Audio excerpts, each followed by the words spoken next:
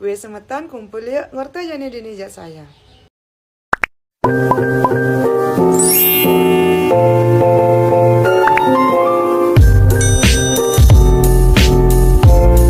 Jadi narasumber saya hari ini kita sebut saja namanya Bligung. Bligung ini adalah seorang anak menak yang ada di Bali, dan semua nama-nama di konten saya adalah nama yang sudah saya samarkan semuanya. Sebelumnya, kalau di sepanjang video ini semuanya mungkin mendengar suara sepeda motor yang keras, suara burung berkokok, suara ayam terbang, tolong dimaklumi dan tolong diabaikan saja. Lanjut, Bligung ini bercerita kepada saya sekitar 2 bulan yang lalu di DM TikTok. Bligung ini adalah seorang yang namena yang berasal dari keluarga yang sangat mapan. Dia 4 bersaudara, dia punya 3 kakak perempuan dan dia adalah anak paling kecil dan lelaki sendiri. Dari kecil Bligung ini dididik dan dibesarkan oleh kedua orang tuanya dengan sangat keras dan juga sangat dibatasi untuk hal apapun. Tante, paman, ponakan atau bahkan bibinya Bligung ini adalah semuanya hampir bekerja di pemerintahan dan semuanya punya titel yang sangat gitu loh. Nah, dari kecil Bligung ini juga selalu seolah-olah didikte oleh ayahnya. Kamu harus menjadi anak yang sukses. Kamu adalah anak cowok saya satu-satunya. Kamu harus bisa membanggakan saya dan juga keluarga saya. Itu adalah kata-kata yang selalu diulang-ulang oleh orang tuanya Bligung. Sehingga dari kecil Bligung ini sudah terbiasa punya ambisi. Apapun yang dia mau dia harus mendapatkannya, entah itu dengan benar ataupun dari jalur belakang. Saat itu Bligung baru saja menyelesaikan pendidikan S2-nya dan langsung menikah dengan seorang wanita yang memang dipilihkan oleh kedua orang tuanya. Menurut Bligung sebetulnya ketiga kakak perempuannya ini sudah menikah dan ketiga-tiganya ini dicarikan jodoh oleh kedua orang tua mereka. Ketiga kakaknya ini sudah menikah, mereka punya karir yang bagus dan memang benar. Ketiga kakaknya ini bekerja memang jalur koneksi dari kedua orang tuanya Bligung. Kedua orang tuanya Bligung ini adalah seorang pensiunan pegawai negeri yang sangat sukses, punya banyak properti dan dikenal sangat tegas dan juga sangat keras oleh semua kalangan keluarga. Nah, bapaknya Bligung ini adalah anak pertama dari 7 bersaudara dan ketujuh-tujuhnya ini, paman-pamannya Bligung ini semuanya bekerja di bidang hukum, ada yang bekerja di bidang kesehatan dan juga ada yang bekerja menjadi seorang polisi. Bligung ini dijodohkan oleh seorang wanita yang kita sebut saja namanya Pina. Pina ini adalah seorang Gusti Ayu yang masih ada hubungan kekeluargaan jauh dengan Bligung. Singkat cerita, setelah 10 tahun menikah, Bligung ini kan dikaruniai anak cewek yang waktu itu memang umurnya sudah sekitar 8 tahun. Nah, di pernikahan yang ke-15 akhirnya Bligung ini dikaruniai anak cowok yang waktu itu memang benar-benar sudah dinantikan oleh Bligung. Nah, singkat cerita, setelah Bligung ini punya 2 orang anak, Bligung benar-benar mendidik kedua anaknya ini bagaimana dia dididik oleh orang tuanya. Benar-benar keras, benar-benar apa yang Bligung inginkan harus benar-benar bisa dituruti dan dilaksanakan oleh kedua anaknya ini sementara. Pola asuhnya Bligung dengan istrinya ini sangat berbeda. Kalau Bligung ini lebih suka mengendalikan, menekan dan juga selalu memaksakan kehendaknya kepada kedua anaknya, istrinya ini benar-benar kebalikan dari Bligung sementara. Istrinya ini adalah seorang wanita yang bekerja sebagai perawat di salah satu rumah sakit swasta yang ada di Bali. Tapi walaupun istrinya ini adalah seorang wanita karir yang sukses, dia adalah seorang istri yang sangat bertanggung jawab dan juga sangat mencintai Bligung dan juga kedua buah hati mereka. Semuanya berjalan sesuai dengan apapun yang dikatakan oleh Bligung. Kedua anaknya ini tidak pernah melawan dan tidak pernah membangkang. Sampai singkat cerita, waktu pun berlalu tidak terasa anak pertamanya ini sudah tamat kuliah dan anak keduanya Bligung ini waktu itu kalau tidak salah SMA apa baru tamat SMA, saya lupa sebentar. Anak pertamanya Bligung ini lulus dengan predikat gelar SH, sarjana hukum, sesuai dengan impiannya Bligung. Dia benar-benar bangga dengan anak pertamanya ini. Nah, waktu itu Bligung juga bilang semeton, dari SMP sampai tamat ini anak pertamanya tidak pernah sama sekali punya pacar menurut Bligung. Dan apapun perkataan dari Bligung, anak pertamanya ini selalu oke-oke saja. Waktu itu sebenarnya istrinya Bligung sempat bilang, kamu jangan terlalu memaksakan kehendakmu, karena kita kan tidak tahu pergaulan anak kita seperti apa. Tapi karena menurut Bligung dia benar-benar mengenal anaknya ini luar dan dalam, dia merasa karena anaknya oke-oke saja, makanya ya tidak ada sesuatu yang salah gitu loh semeton. Setelah anaknya ini sudah menyandang status SH, Beligung pun bertanya dong, apa kamu punya pacar? Anaknya ini bilang tidak, dan Beligung menegaskan kepada anaknya, kalau kamu mau menikah, pertama jangan menikah nyerod, atau kamu tidak boleh menikah dengan yang kastanya di bawah kita atau nak jabe. Dan yang kedua, kamu boleh menikah tapi tolong kamu harus tetap bekerja, kamu harus menjadi wanita karir yang mandiri, karena saya tidak mau kamu menjadi seorang wanita yang akan diremehkan nanti setelah menikah gitu loh. Nah, anaknya Beligung ini terlihat seperti anak yang sangat baik-baik dan selalu menuruti apa katanya Beligung semua tahun. Singkat cerita, setelah 2 tahun tamat, anaknya ini sudah mempunyai pekerjaan yang lumayan bagus, dan Beligung waktu itu memang ingin menjodohkan anak pertamanya ini dengan anak kenalan sahabatnya yang memang sudah sukses. Beligung pun membicarakan rencana perjodohan ini dengan istrinya. Saat itu istrinya benar-benar menentang rencananya ini semua tahun, karena istrinya bilang, anak pertama kita loh wataknya sangat keras, apa dia mau mengikuti ini semua. Beligung dengan istrinya sempat bertengkar hebat selama 1 minggu penuh. Tapi mungkin karena istrinya ini sudah lelah, dia pun akhirnya iya saja dan membiarkan apa yang akan dilakukan oleh Beligung. Nah, kemudian Beligung membicarakan perjodohan ini dengan putrinya semata. Dan selama ini Beligung kan tahu kalau putrinya ini benar-benar tidak pernah pacaran, putrinya ini juga seorang anak yang penurut. Saat Beligung membicarakan rencana perjodohan ini, ternyata putrinya menolak dengan keras. Saat Beligung mendengar penolakan dari putri pertamanya ini, dia pun merasa kayak untuk pertama kalinya putrinya ini tumben berani melawan apa katanya dia.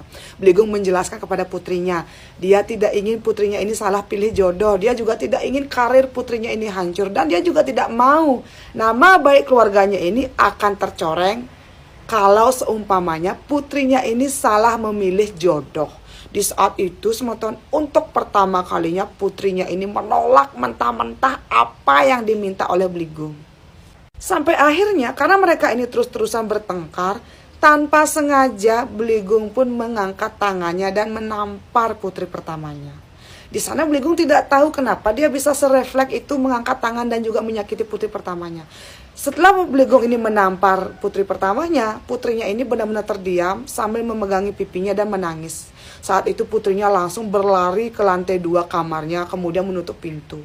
Waktu itu anak keduanya Beligung ini kan kalau tidak salah juga sudah masuk kuliah semester berapa gitu. Anak keduanya cuma diam dan tidak berbicara kepada Beligung. Anak pertamanya ini berlari ke lantai 2 dan menghampiri kakaknya, kemudian menutup pintu. Istrinya Beligung pun ikut marah-marah, kenapa Beligung bisa kelepasan seperti itu? Setelah kejadian itu, hubungan Beligung dengan kedua anaknya mulai renggang. Setiap mereka makan di meja yang sama, anak-anaknya akan diam. Setiap mereka berpapasan di dalam rumah, anaknya akan menghindar. Beligung mulai merasa, apa saya salah? Nah, saat itu Beligung pulang ke rumah orang tuanya dan kayak berdiskusi dengan kedua orang tuanya. Ayahnya Beligung malah bilang semeton, kalau kita menjadi kepala keluarga tidak bisa tegas, lalu siapa yang akan menghormati dan mendengarkan perkataan kita? Setelah mendengar perkataan ini dari ayahnya, Beligung mulai merasa kalau dia benar dan tidak mau meminta maaf kepada putri pertamanya.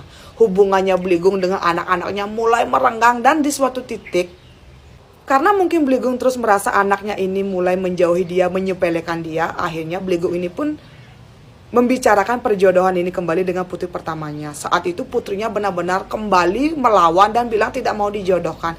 Dan di situ juga putri pertamanya akhirnya keceplosan kalau ternyata dia sudah punya pacar yang sudah dia pacari kurang lebih selama 2 tahun. Dan dia tidak pernah berani bilang ini kepada Beligung karena putrinya yakin kalau Beligung tidak akan menyetujui apa yang memang sedang dijalani oleh putrinya semua. Di sana Beligung benar-benar kaget, ternyata anaknya ini sudah punya pacar tanpa sepengetahuannya dia. Setelah Beligung mendengar pengakuan dari putri pertamanya, Beligung pun langsung naik darah dan mempertanyakan latar belakang bibit, bebet, bobot, pekerjaan dari pacar anaknya ini. Di situ anak pertamanya menangis menjelaskan kepada Beligung, pacarnya ini bekerja menjadi seorang guru SMA yang masih ngonor. Dia adalah seorang nak jabe yang berasal dari keluarga menengah.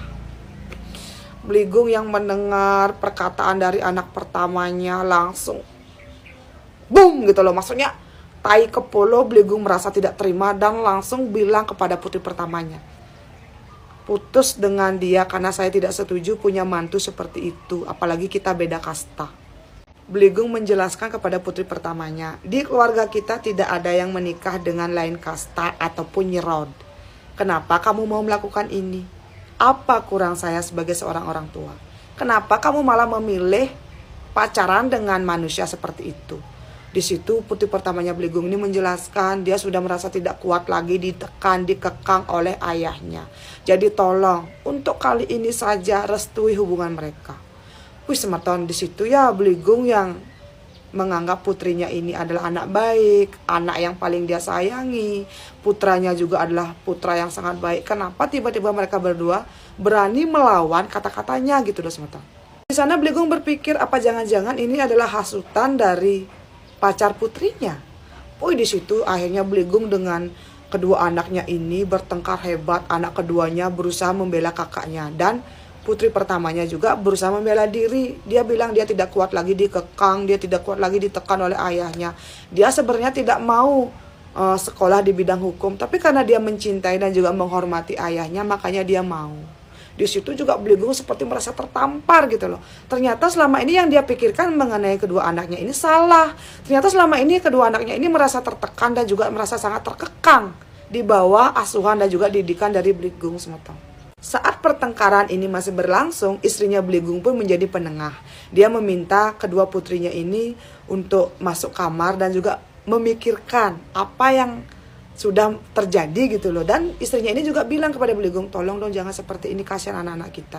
Tapi entah kenapa sebetulnya Beligung ini mungkin memang wataknya yang sudah sangat keras.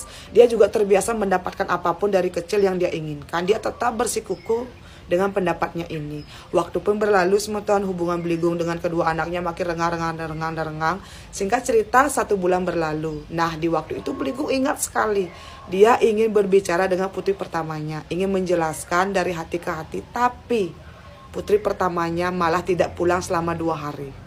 Beligung kan bertanya kepada istrinya, kenapa anak mereka tidak pulang selama 2 hari? Istrinya bilang, anaknya sudah menghubungi ibunya dan anaknya ini bilang akan menginap di rumah bibi pertamanya, yaitu kakak pertama dari Beligung. Waktu itu juga Beligung marah-marah kepada istrinya, kenapa kamu tidak bilang kepada saya?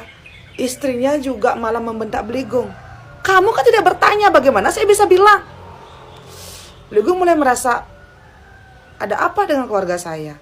Kenapa saya mulai kehilangan kendali dengan keluarga saya? Sifat egoisnya Beligung, sifat kerasnya dia mulai memenuhi polonya. Dan kemudian dia pun menelpon kakak pertamanya. Saat dia menelpon kakak pertamanya bilang kalau memang benar selama 2 hari putri pertamanya Beligung menginap di sana karena dengan alasan ada masalah dengan Beligung. Di telepon itu juga kakak pertamanya bilang kepada Beligung, menasehati Beligung, jangan terlalu keras dengan putri pertamanya. Kamu tidak kasihan dengan putrimu. Dia loh anak baik, berprestasi, apa maumu selalu diiyakan. Kenapa kamu sekasar itu sampai tega menampar putrimu sendiri? Di sana Beligung pun kayak mulai sadar dengan kesalahannya. Dan dia bilang kepada kakaknya, tolong sampaikan kepada putri pertama saya, suruh dia pulang. Saya ingin berbicara dari hati ke hati. Nah waktu itu akhirnya kakak pertamanya pun bilang, iya. Beligung menunggu selama 1 hari itu, tapi putrinya tidak ada datang. Beligung pun menelpon putri pertamanya dan putri pertamanya ini mengabaikan telepon tersebut. Beligung pun kayak bertanya kepada putranya, kenapa kakakmu tidak pulang? Putra keduanya Beligung bilang, kakaknya bilang masih ingin menenangkan diri agar siap menghadapi bapaknya. Karena mungkin Beligung sudah merasa merindukan putrinya, dia juga mungkin merasa bersalah karena sudah menampar putrinya. Dia pun kayak memberi waktu untuk putrinya agar bisa menenangkan diri. 1 minggu berlalu semeton. Putrinya tidak pulang ke rumah dan masih berada di tempat kakak pertamanya Beligung. Waktu itu Beligung pun berbicara dengan putra kedua dan juga dengan istrinya. Dia tuh bilang, apa yang kira-kira harus saya lakukan agar bisa berbaikan dengan putri kita. Di situ akhirnya anak keduanya Beligung bilang, kalau ternyata semeton, putri pertamanya Beligung ini sudah hamil 1 bulan dan takut pulang ke rumah karena dia sudah berbadan 2. Beligung di sana benar-benar kesiap mendengar pernyataan dari anak keduanya dan istri pertamanya pun membenarkan kesaksian dari anak kedua mereka. Mungkin ya yang tadinya Beligung ini sudah mulai menyadari kesalahannya, mendengar dia dibohongi oleh kedua anak dan juga istrinya. Beligung itu langsung ngamuk, dia ngambil mobil Tanpa mendengarkan penjelasan dari anak dan juga istrinya, dia langsung pergi ke rumah kakak pertamanya. Sampai di rumah, Bligong melihat kakak pertamanya dengan suaminya sedang makan bersama dengan putri pertamanya Bligong plus pacar dari putri pertamanya. Di situ Bligong langsung murka, dia langsung bertanya, ini siapa? Putri pertamanya bilang, bapak sabar, ini adalah pacar saya.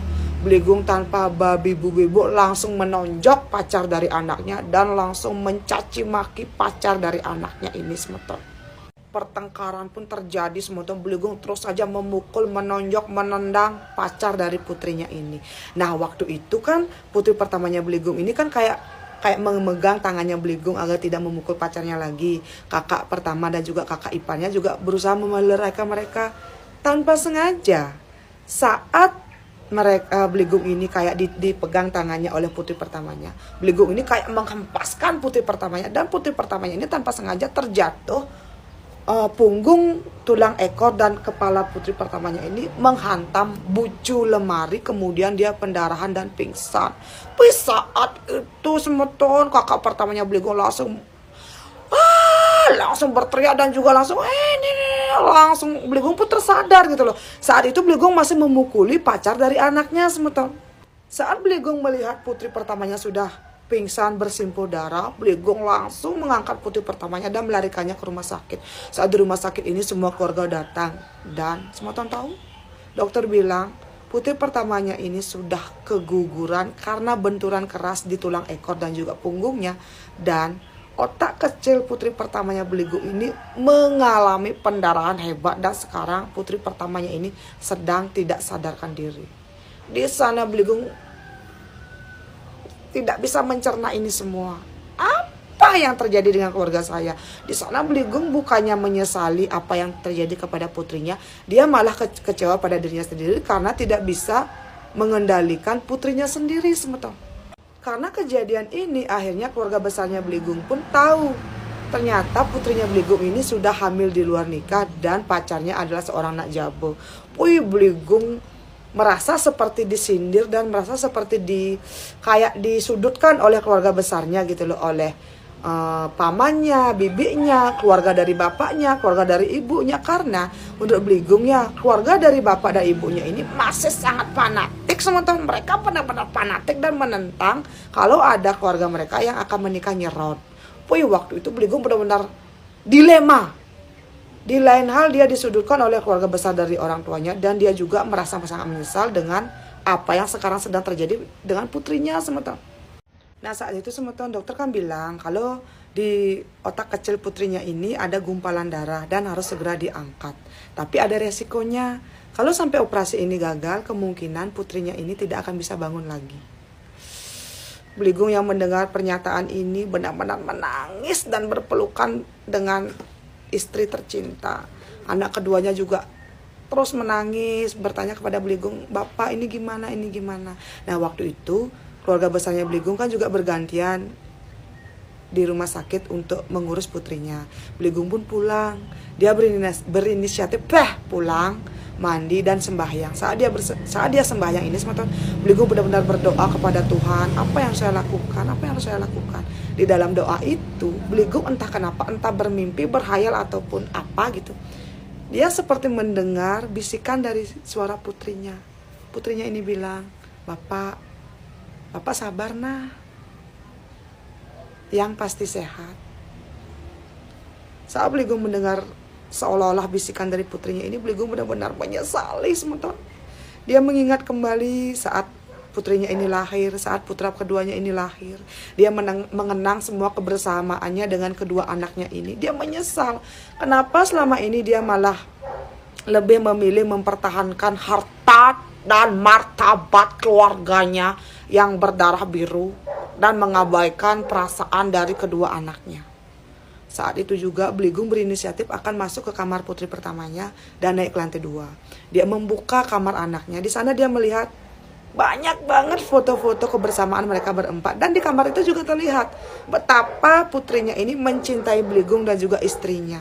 Betapa putri pertamanya ini sangat menghormati dan juga menghargai Bligong sebagai kepala keluarga di sana. Tapi kenapa Beligung malah lebih mementingkan harga dirinya, kastanya yang sangat tinggi menurut dia. Dan kenapa dia malah lebih mementingkan egonya sendiri. Saat itu juga Beligung memutuskan untuk dia akan mengoperasi anaknya ini dan menandatangani surat persetujuan. Di malam itu semeton, Beligung benar-benar berdoa, ya Tuhan, apa yang akan terjadi dengan putri saya. Beligung benar-benar kayak mesesangi, kalau sampai putrinya ini bisa sembuh, dia berjanji dia akan menjadi ayah yang lebih baik lagi. Kemudian semeton, setelah operasi ini, ternyata operasinya berjalan dengan lancar dan astungkara putrinya ini bisa pulang. 2 bulan setelah operasi, putrinya ini benar-benar sembuh semeton. Tapi putrinya ini berubah. Putrinya ini tidak sebahagia dulu. Putrinya ini menjadi anak yang sangat pendiam. Beligung bertanya, kenapa kamu seperti ini? Anaknya ini tersenyum sambil bilang kepada Beligung, Bapak, kakak sudah putus dengan pacar kakak. Ini kan yang Bapak mau. Dan sekarang apapun yang Bapak bilang, kakak akan menjalankan itu sebaik mungkin. Kakak akan menjadi putri yang baik, putri yang berbakti, dan tidak akan pernah mencoreng nama baik keluarga Bapak. Putrinya ini ngomong seperti ini dengan tersenyum dan memegang tangannya Beligung. Tapi ketika Beligung mendengar putrinya berbicara seperti ini, entah kenapa hatinya sakit sama teman. Entah kenapa, untuk pertama kalinya dia mendengar putrinya mengiyakan permintaannya dia. Tapi kalau waktu sebelum ini kan setiap Beligung bilang, kakak kamu gini ya kak. Putrinya bilang, iya pak. Beligung cuma merasakan, wih saya bangga punya putri yang penurut. Tapi entah kenapa untuk pertama kalinya, saat Beligung melihat putrinya berbicara dengan nada bahagia, dengan tersenyum, kok Beligung merasakan ada sesuatu yang aneh di dalam hatinya. Beligung seperti merasakan kalau putrinya ini berbohong. Beligung seperti merasakan kalau putrinya ini memendam luka yang sangat dalam ketika dia mengiyakan dan berkata seperti itu kepada dia. Beligung benar-benar menangis dan memeluk putrinya. Beligung bilang, Bapak tidak ingin kamu seperti ini nak. Apapun yang kamu mau, Bapak akan selalu mendukung. Putrinya cuma bilang gitu loh, iya pak, saya iya gitu loh intinya. Nah setelah hari itu sebetulnya putrinya pun mulai bisa bekerja kembali. Tapi karena insiden putrinya ini pernah keguguran, putrinya ini sangat sering merasakan sakit di perutnya. Berjalan 6 bulan, ternyata dokter memvonis putrinya ini putrinya ini kena kanker rahim dan itu sudah stadium akhir. Beligung mendengar pernyataan dari dokter kalau penyebab putrinya ini sangat sering sakit perut karena efek samping dari keguguran itu, mungkin karena kurang bersih atau bagaimana, saya juga tidak mengerti, yang mengakibatkan putri pertamanya Beligung ini kena kanker rahim. Dan setelah diketahui itu sudah stadium akhir, Beligung menangis, Beligung menyesal. Kenapa putrinya seperti ini? Kenapa seperti ini? Setelah itu putrinya pun kayak ngedown dan putrinya tidak mau berobat. Putrinya ini hanya mengurung diri di kamar semata. Sampai 1 tahun setelah putrinya ini sakit, Beligung kan terus kayak membawa dokter keluarga ke rumah untuk memeriksa putrinya. Karena putrinya benar-benar tidak mau lagi berobat. Putrinya ini gimana aja kayak tidak mau hidup lagi. Putrinya ini seperti kehilangan niatnya untuk hidup. Dan semua tahu, saat itu Beligung ini sudah sangat berusaha gitu loh, merayu putrinya agar mau berobat ke rumah sakit bersama dengan istrinya dan juga dengan orang tuanya. Tapi putri pertamanya Beligung ini seolah-olah sudah tidak punya niatan untuk hidup. Putrinya selama 1 tahun itu sebetulnya sakit-sakitan, ngereres, tidak mau makan. Setiap hari putrinya ini menangis, menahan sakit perutnya. Kemudian di suatu malam, tepat 1 tahun setelah putrinya ini divonis kena kanker rahim, Beligung bermimpi. Di dalam mimpi itu Beligung bertemu dengan putrinya ketika putrinya ini berumur 5 tahun. Di dalam mimpi itu putrinya Beligung yang berumur 5 tahun ini bilang kepada Beligung, Bapak, makasih ya sudah merawat kakak dengan baik. Tapi kakak capek pak, kakak mau tidur, tolong ya Nina boboin kakak. Gitu kone ngipi. Begitu di dalam mimpi Beligung kone ngenyang putrinya yang berumur 5 tahun ini. Kemudian putrinya ini tertidur. Saat putrinya ini tertidur, tiba-tiba datang ombak yang sangat besar yang menenggelamkan Bligong berserta dengan putrinya. Karena dalam mimpi ini Bligong merasa tenggelam, dia pun terbangun dan kayak, ini kenapa ya? Bligong pun memberitahu istrinya mimpi tersebut. Istrinya Bligong yang mendengar cerita dari Bligong mengajak Bligong naik ke lantai 2 dan mencari putrinya. Saat itu tepat jam 1 dini hari, dan itu adalah penampakan galungan semeton. Bligong masuk ke kamar putrinya. Putrinya yang sudah dalam keadaan kulitnya ini benar-benar kuning, kurus, kering, dan di situ terlihat putrinya ini seperti tertidur sangat lelap dengan keadaan tersenyum. Bligong pun kayak, untung cuma mimpi. Tapi istrinya Bligong mendekati putrinya yang sedang tidur dan memegang hidung putrinya. Ternyata putrinya ini sudah kaku, dingin, dan sudah tidak bernapas lagi. Kemungkinan besar putrinya ini meninggal sudah sekian 4 atau 5 jam yang lalu. Dan ternyata mimpi itu adalah mimpi perpisahan Bligong dengan putri pertamanya. Di situ Bligong menangis. Dia tidak mengerti semeton apa yang terjadi di hidupnya. Kenapa Tuhan malah menegur Bligong saat dia mulai sadar dengan kesalahannya? Kenapa Tuhan malah mengambil putrinya semeton?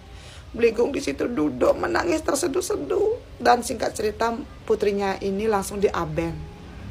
Saat itu Bligong benar-benar menyesal. Kenapa dia malah lebih mementingkan kasta, kedudukan, martabat keluarga dan menyepelekan apa permintaan dari putrinya. Dan saat Bligong menceritakan ini, Bligong bilang, itu sudah tahun ke-6 setelah putri tercintanya berpulang. Bligong bilang sama Tom, kalau waktu bisa diputar, dia ingin minta maaf kepada putrinya. Dia ingin putrinya kembali, dan kalau bisa dia ingin menukar kembali nyawanya dengan nyawa putrinya. Biarkan putrinya yang hidup, menikmati masa muda, hidup bahagia dengan suami dan juga anaknya. Entah itu nak jauh, ataupun anak apapun, dia tidak peduli. Yang penting putrinya bisa hidup dan juga menikmati apa yang namanya hidup gitu loh. Bligong bilang, setelah kejadian ini hubungannya dengan istrinya dan juga dengan putra keduanya sudah mulai renggang. Yang walaupun sampai saat saya menceritakan ini kepada semeton, Bligong masih tinggal satu atap dengan anak dan juga istrinya. Seperti cerita-cerita saya sebelumnya semetonnya, kalau sesuatu yang buruk sudah terjadi, barulah seseorang akan menyadari betapa pentingnya kehadiran seseorang di hidupnya. Baru seseorang akan menyadari betapa salahnya perbuatan yang dia lakukan di masa lalu. Dan saya tidak berani menyalahkan Bligong atau siapapun, karena saya yakin semua orang tua menginginkan hal yang terbaik untuk anak-anaknya. Tapi kita sebagai orang tua juga harus menyadari semeton, kalau tidak semua anak bisa menerima pola asuh yang kita terapkan kepada mereka, dan tidak semua anak juga bisa menerima semua apa yang kita lakukan kepada mereka, apa yang kita tujukan kepada mereka. Karena tidak bisa dipungkiri semetonnya, sekarang zaman sudah sangat maju, semua anak sudah punya cita-cita, sudah punya apa yang mereka inginkan dari kecil. Dan teruntuk Bligong, semoga Bligong tetap kuat dan juga tetap semangat, dan semoga Bligong dengan istri dan juga anak keduanya ini bisa berdamai dan bisa menerima kepergian dari putri pertama Bligong. Suksema sudah mau membagikan kisahnya di sini. Semoga saya dan juga semua orang tua di luar sana bisa memetik pelajaran positif dari cerita dari Bligong ini. Udah semeton, suksema yang sudah like, nonton, dan juga silakan tinggalkan komentar semeton. Bagaimana menurut semeton? Apakah Bligong salah atau mungkin memang sudah karmanya putri pertamanya memang harus meninggal di usia yang sangat masih muda? Jangan lupa like, komen, dan juga subscribe channel YouTube saya ini. Dan kedepannya saya akan lebih rajin up cerita-cerita yang masuk dari semota-semota yang sudah DM di TikTok ataupun DM di Instagram. Suksema dan sampai jumpa di cerita-cerita saya selanjutnya. Bye-bye.